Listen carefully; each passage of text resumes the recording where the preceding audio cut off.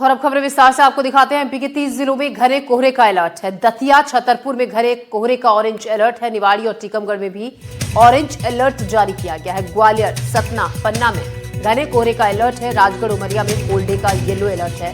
भोपाल, विदिशा, रायसेन में कोहरे का अलर्ट देखा जा रहा है। वहीं राजगढ़ में न्यूनतम तापमान 5 डिग्री सेल्सियस दर्ज किया गया है और आने वाले दिनों में इसमें और भी कमी आएगी। मौसम विभाग के मुताबिक लोग अलाव का सहारा लेकर ठंड को कुछ कम करते हुए ठंड के असर को, वहीं घना कोहरा सड़कों पर जिसके चलते वाहन चालकों को काफी परेशानी आ रही है। कोहरे की वजह से विजिबिलिटी भी काफी कम हो गई है। सड़क यातायात पर तो असर पड़ ही रहा है कोहरे का। रेल यातायात पर और हवाई यातायात पर भी पड़ रहा है। बस अड्डे पर लोग इस तरीके से अलाव का सहारा लेकर ठंड को कुछ कम करते हुए नजर आए, क्योंकि कोहरे की वजह से जो वाहनों की रफ्तार है वो धीमी हो गई है। इसीलिए बस स्टैंड पर भी यात्रियों का इंतजार थोड़ा सा और बढ़ गया है। ऐसे में अलाव का सहारा लेते हुए लोग नजर आ रहे हैं। डॉक्टर्स के मुताबिक बढ़ती ठंड में छोटे बच्चों और बुजुर्गों को खास ख्याल रखने की जरूरत है। और ठंड की वजह से आपको ये भी बता दें कि भोपाल में स्कूलों का टाइम बदल दिया गया है। नर्सरी से 8वीं क्लास तक का वक्त सुबह 9:30 बजे से है और बढ़ती ठंड के चलते ये टाइमिंग बदली गई है। तो सुबह नर्सरी से 8वीं क्लास तक की जो क्लास है, जो स्कूल है, वो सुबह 9:30 बजे शुरू होगा, क्योंकि ठंड लगातार बढ़ रही है और ठंड के मद्देनजर ये फैसला लिया गया है। कई स्कूलों में ठंड अभी छुट्टियां चल रही है और जो स्कूल खुल गए हैं वहां पर टाइम बदल दिया गया है। नर्सरी से 8वीं तक 9:30 बजे स्कूल शुरू होगा।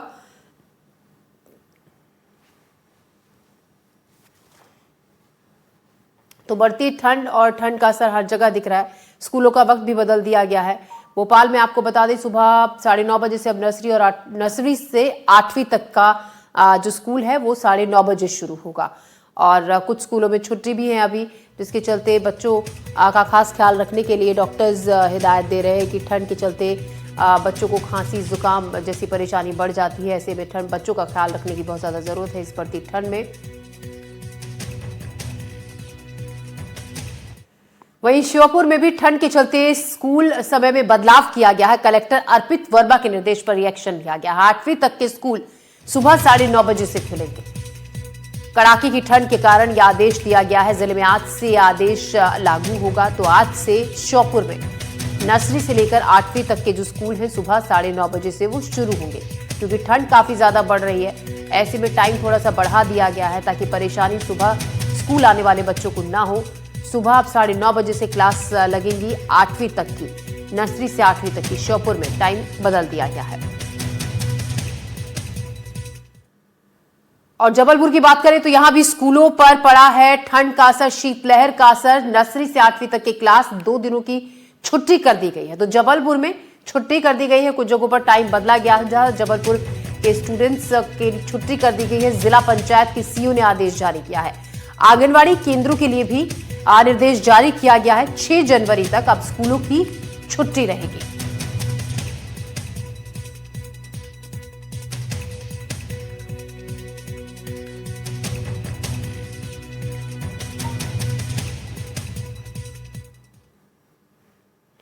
खबर धार से है, जहां स्कूलों के समय में बदलाव, बढ़ती ठंड के कारण प्रशासन का निर्देश, अब सुबह 9:30 बजे से शुरू होंगी क्लासेस।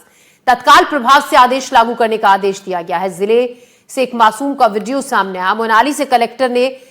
मोनाली ने कलेक्टर से यह अपील की।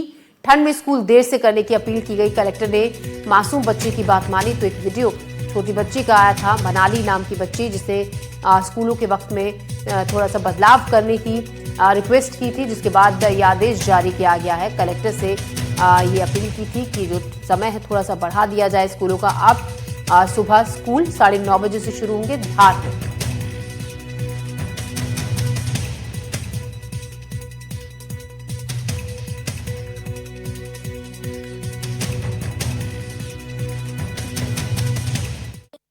नमस्कार, मेरा नाम मोनाली है। मैं धार पब्लिक स्कूल में पढ़ती हूँ और बच्चों को सर बहुत ठंडी लग रही है। इंदौर की भी छुट्टी कर, प्लीज सर हमारी भी 3 दिन के लिए छुट्टी कर दीजिए।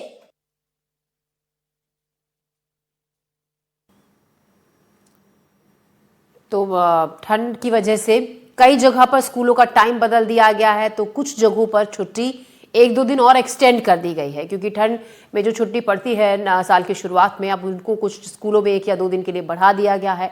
काफ़ी ज़्यादा ठंड हो रही है। वहीं कुछ जगहों पर बच्चों ने कलेक्टर से ये अपील भी की। एक बच्ची मनाली ने एमपी के 30 जिलों में घने कोहरे का अलर्ट जारी किया गया। हमारे सहयोगी आशीष जैन हमारे साथ हैं नरसिंहपुर से, अरविंद तिवारी छतरपुर से, सूर्य प्रकाश गोस्वामी टीकमगढ़ से। जी टीकमगढ़ से सूर्य प्रकाश, टीकमगढ़ की अगर हम मौसम की बात करें, कैसा मौसम इस वक्त टीकमगढ़ में है? क्या कोहरे का असर है? क्योंकि ठंडी हवाएं तो चल भी रही हैं और साथ ही कोहरे का अटैक का इस तरीके से लोगों को दोहरी मार झेलनी पड़ रही है और परेशानी बढ़ी हुई है लोगों की। टीकमगढ़ जिले में तकरीबन 10 दिन से इतनी तेज सर्दी पड़ रही है, इससे लोग बड़े परेशान हैं।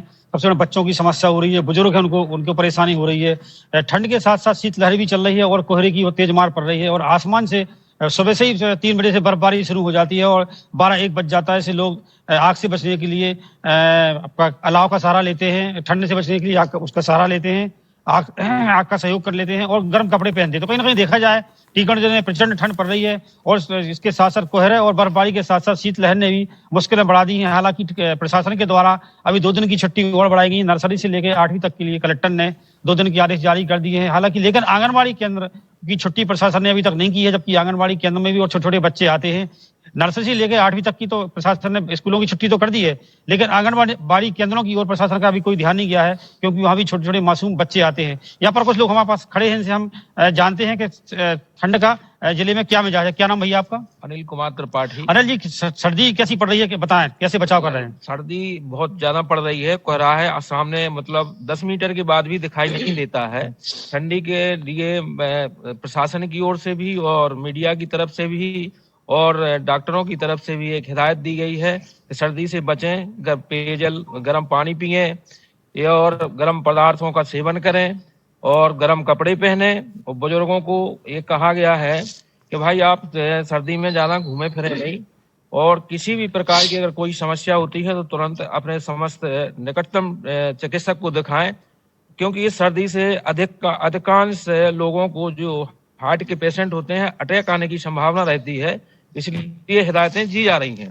तो और इससे बचाव कैसे कर रहे हैं आप लोग? अब बचाव के लिए तो यही है कि अभी जो ग्रामीण क्षेत्र है तो यहाँ पर तो केवल अग्नि का सहारा लेते हैं। किसान बंधु हैं जो खेतों पे अग्नि जला लेते हैं और अपने खेतों पे रखवाली के लिए आग सेकते रहते हैं और गांव के लोग गर्म कपड़े पहनते हैं। अधिकतर क्षेत्र है ग्रामीण क्षेत्र है तो गुमटियों पर चाय वगैरह जो गर्म मिलती है उसको भी ग्रहण करते रहते हैं। इससे ही सर्दी का बचाव किया जा रहा है। एक किसान है हमारे साथ, से बात करेंगे। भाई ये ठंड सर्दी कैसी पड़ रही है? बहुत तेज ठंड पड़ रही है, जिससे कि जमने वाली ठंड बोलते हैं। कैसे बचाव कर रहे हैं आप लोग? कपड़ा गर्म पहन रहे और अलाव जल रहे। कोई शासन प्रशासन व्यवस्था है अलाव वगैरह की? यहाँ कोई व्यवस्था नहीं है। नहीं। और दिक्कत क्या होती पशुओं के लिए? दिक्कत पशुओं की दिक्कत ये है कि पशु जो आवारा मवेशी हैं वे खेतों में जा रहे हैं, लेकिन किसान बहुत परेशान है। अच्छा, और भैया आप आइए। अभी आप मॉर्निंग वॉक से करके आ रहे हैं, ठंड का कैसा असर है? ठंड पड़ रही है, सुबह से करीबन 10 से 15 दिन हो गए हैं और अंगारा भी हो रहा है बहुत तेजी से। ठंड कैसे बच रहे हैं फिर आप लोग? डबल कपड़े पहन रहे हैं, सूटर के ऊपर सूटर और जैकेट और मफलर और जूते पहनकर सवेरे से वॉकिंग के लिए आते हैं। तो गाड़ी क्या कैसी चला रही? रोड पे कोहरा रहता है, तेजी से गाड़ी चलती है, जिसमें से ज्यादातर ट्रक। नहीं, कोहरे से गाड़ी कैसी चलती? स्लो चलती? कैसे स्लो चलती है। आपने यहाँ पर देखा टीकमगढ़ जिले में ठंड के बहुत प्रचंड ठंड है, बहुत हालात हैं, बुरे हालात हैं। और सबसे बड़ी समस्या यहाँ पर तेज ठंड से हार्ट अटैक और की जो मरीज हैं उनको बड़ी दिक्कत हो रही है। हार्ट अटैक का हमेशा ऐसा रहता है कि तेज ठंड से कहीं हार्ट अटैक ना हो। डॉक्टरों द्वारा भी एडवाइस जारी करी गई है कि ठंड से जो बीमार लोग हैं वो बचें और शरीर में जो हमेशा तरल पदार्थों का वो करें, सेवन करें। जैसे गर्म मूंग की दाल का पानी है, सूप है, चाय है, कॉफी है, जिससे ब्लड है जो थक्का ना जमे। थक्का जमने से समस्या होती है, लोगों को ब्रेन हेमरेज है, लकवा है। देख रहे हैं और सुन भी रहे हैं लोगों को किस तरीके से दिक्कत हो रही है। हमारे साथ हमारे सहयोगी आशीष जैन भी हैं नरसिंहपुर से। आशीष, नरसिंहपुर से मौसम का ताजा हाल क्या है? फोन बंद रखना भैया।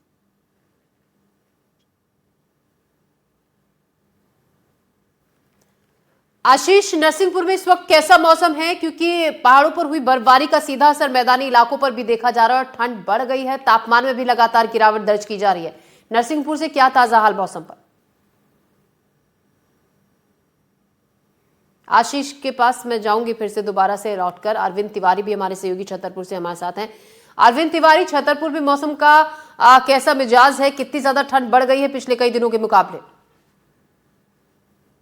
जिस प्रकार से आप मेरे पीछे देख सकते हैं कि कितना ज्यादा कोहरा है और यहाँ पे लोग घूमने के लिए आते हैं, लेकिन मामला ये है कि कल रात को बस स्टैंड पे, जो अंतरराष्ट्रीय बस स्टैंड है, वहां पे एक बुजुर्ग की ठंड की वजह से मौत हो गई है और यहाँ पे खजुराहो और नौगांव का सबसे कम तापमान रहा है 6.5 डिग्री। इस वजह से लोगों को बहुत ज्यादा दिक्कतें हो रही हैं और ये जो गलाने वाली सर्दी है, इसकी वजह से लोग परेशान हैं।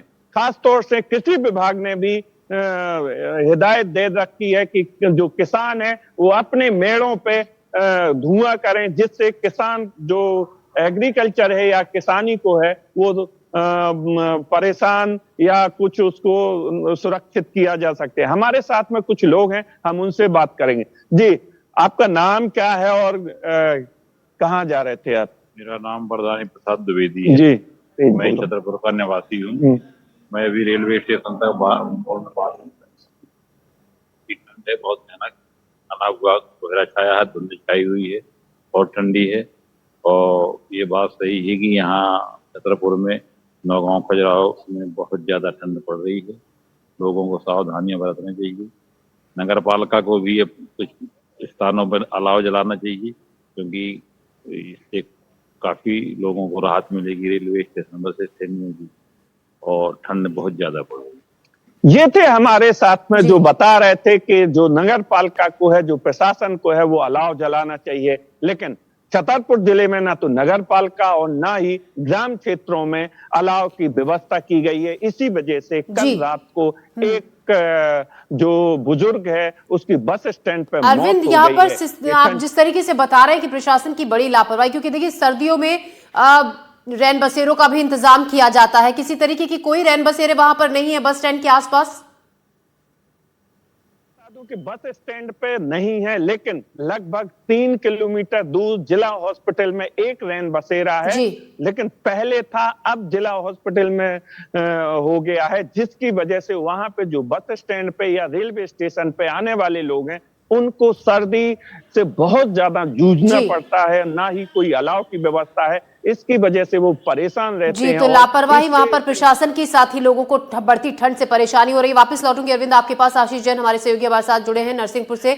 आशीष, नरसिंहपुर से मौसम का क्या ताजा अपडेट है इस वक्त? जी देखिए, पिछले 3 दिनों से लगातार कोहरे की जो शितम है वो जारी, और उसके साथ ही जो शीतलहर है उसका प्रकोप भी जारी है। चूंकि ये कृषि प्रधान जिला है, किसानों के लिए काफी चिंता है। रबी का सीजन है, फसल लगी हुई है, और ऐसे में जब कोहरा खत्म होता है तो पाले की चिंता जो है वो सबसे ज्यादा सताती है। तो ऐसे में किसान चिंतित है कि कोहरे के हटते से ही उन्हें अपने खेत में जो फसल है उसे बचाना होगा, और कैसे बचाएंगे उसके लिए क्या प्रयास किए जाए, उसके लिए पशुपेश जारी है। साथ ही नर्मदा का घाट है, नर्मदा का किनारा है, और सबसे बड़ी बात यहाँ है कि उत्तर दक्षिण कॉरिडोर NH44 यहाँ से गुजरता है, NH45 यहाँ से गुजरता है। सबसे बड़ा देश का ये राजमार्ग है, तो दृश्यता काफी कम है। ऐसे में वाहन जो है उनकी रफ्तार कम हो गई है, और जो ट्रेन है वो भी काफी लेट चल रही है। दिल्ली से आने वाली ट्रेनों में भी काफी विलंब का सामना करना पड़ रहा है, तो यात्री भी परेशान है। कुल मिलाकर ये कहा जाए कि मौसम की जो पिछले 3 दिनों से मार है उससे जनजीवन खासा अस्त व्यस्त है। हमारे साथ कुछ लोग भी हैं, उनसे भी जानना चाहेंगे कितने दिनों बाद एक कोहरा देख रहे हैं, कितनी परेशानी है, क्या कहेंगे? जी, कोहरा तो अभी 2-3 दिन से ज्यादा हो रहा है।